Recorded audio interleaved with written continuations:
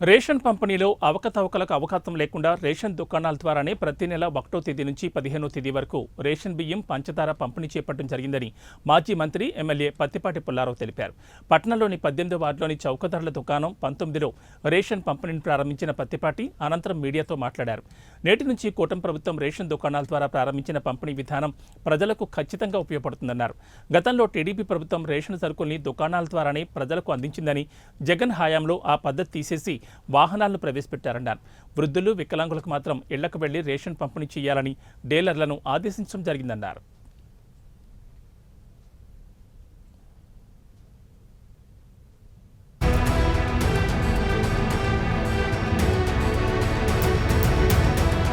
రాష్ట్ర వ్యాప్తంగా జూన్ 1 తారీఖు నుంచి డోర్ డెలివరీ సిస్టాన్ని ఆపివేసి ఏదైతే డిపో సిస్టమ్ గతం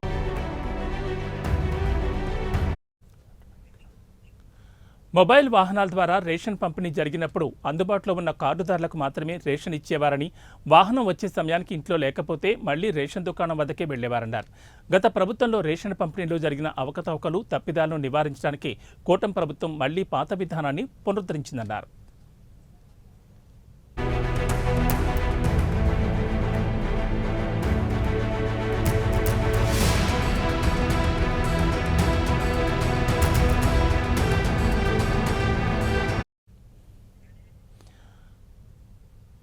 ప్రభుత్వం లక్ష్యం నెరవేరేలా కార్డుదారులందరికీ నిర్ణీత సమయానికి రేషన్ అందేలా ప్రభుత్వం అన్ని చర్యలు తీసుకుందని, దుకాణాలకు రాలేని వారికి ఇళ్ల వద్దకే వెళ్లి రేషన్ పంపిణీ చేయాలని స్పష్టమైన ఆదేశాలు ఇచ్చారని పత్తిపాటి స్పష్టం చేశారు.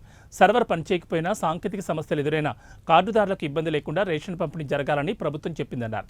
రాష్ట్రంలో 1,40,00,000కు పైగా రేషన్ కార్డులుంటే వాటిలో 90 లక్షల కార్డులకే కేంద్రం రేషన్ అందిస్తోందని, మిగిలిన కార్డులకు రాష్ట్ర ప్రభుత్వమే సొంత ఖర్చుతో అందిస్తోందని పత్తిపాటి చెప్పారు.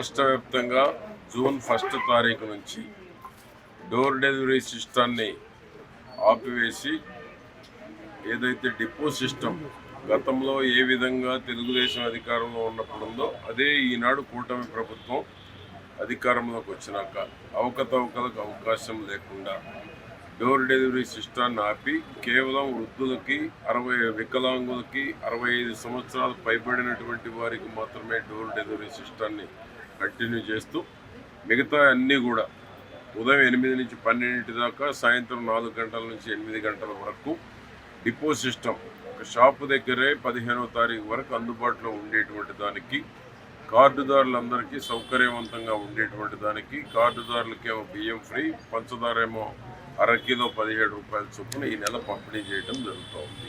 దీంట్లో ముఖ్య ఉద్దేశం ఏంటంటే, వెహికల్ మీద డోర్ డెలివరీ చేసినప్పుడు వాళ్ళు ఉన్నా లేకపోయినా ఒక రౌండ్ వచ్చి వెళ్ళిపోయామంటే కార్డుదారులకు అసౌకర్యంగా ఉంది, అందరికీ బియ్యం అందటం లేదు, రేషన్ యొక్క ఉద్దేశం పక్కదారి పడుతుంది.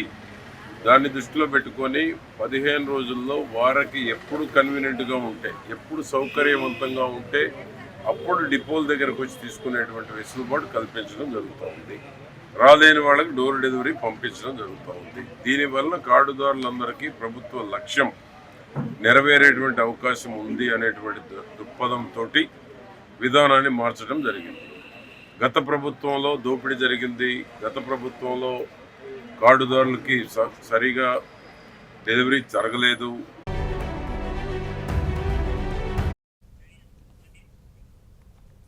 రేషన్ పంపిణీకి సంబంధించి ప్రభుత్వం తీసుకున్న నిర్ణయంపై ప్రజలతో మాట్లాడిన పత్తిపాటి వారి అభిప్రాయాలు తెలుసుకున్నారు.